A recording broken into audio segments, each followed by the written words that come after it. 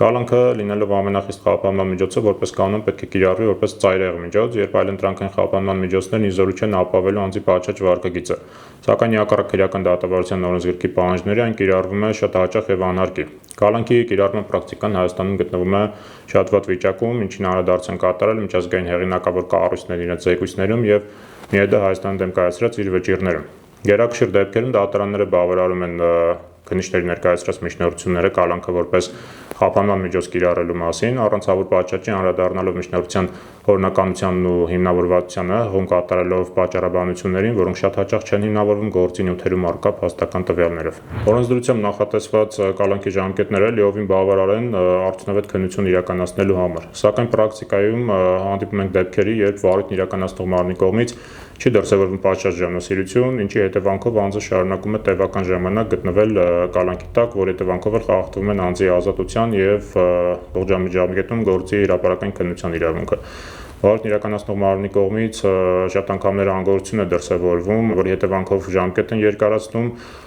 եւ երբ կալանքի երկարաձգումից հետո օրինակ ուսումնասիրում ենք կատարված աշխատանքի ծավալը, տեսնում ենք, որ ժամկետները երկարաձգվել էր ընդամենը մի քանի գործողություն կատարելու կամ գործին ավարտ հայտնելու նպատակով, որը որ պետք է ժամանակին կատարած լինեին, սակայն չէին կատարել։ Այլընտրանքային խափանման միջոցները շատ դեպքերում արդյունավետ են եւ լիովին կարող են ծառայել նպատակին, այլ խնդիրը, որ վարույթ իրականացնող մարմինը մշտապես ձգտում է կալանքի։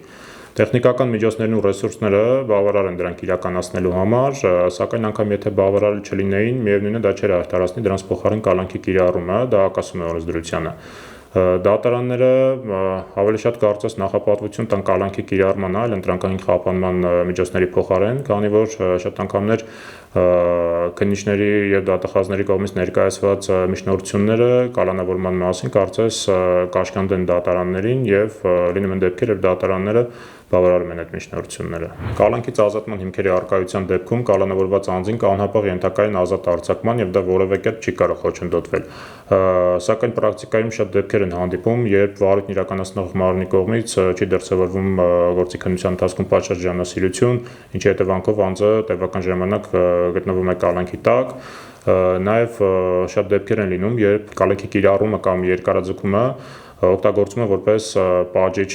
միջոց, այդ կերպ փորձում են պատժել անձին, սակայն դա չի բխում կալանքի էությունից, նաև լինում են դեպքեր, երբ դա օգտագործվում է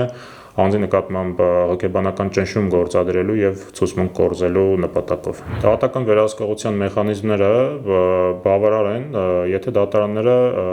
ճիշտ մոտեցում ցուցաբերեն այդ մեխանիզմներին։ Լինում են շատ դեպքեր, երբ քննիչները կամ դատախազները միջնորդություններ են ներկայացնում կալանավորման, դատարանները հավուր պատշաճի քննարկման առարկա են դարձնում, ուսումնասիրում, քննարկում են այլընտրանքային խափանման միջոցների կիրառման հնարավորության հարցը, սակայն լինում են դեպքեր, երբ դատարանները բավարարում են քննիչների կամ դատախազների ներկայացրած միջնորդությունները կալանավորման, բավարարվելով ձևական ինչ-որ ձևակերպումներով։ Կալանքի ինստիտուտի հիմնական խնդիրներից մեկը դրանց շատ հաճախակի կիրառումն է։ Քրեական դատավարության օրենսգիրքը սահմանում է այլընտրանքային խափանման միջոցներ մի շարք, սակայն պրակտիկայում դրանք ավելի քիչ են կիրառվում, քան կալանքը։ Նաև պետք է դատական վերահսկողության արդյունավետությունը բարձրացվի, իսկ կալանավորներին խորհուրդս կլինի հետևյալը, որ ի սկզբանե գործին ներգրավեն փաստաբանի եւ իրենց շահերի պաշտպանություն իրականացնեն փաստաբանի միջոցով, որպեսզի հավուր պատշաճի ստանան պաշտպանություն։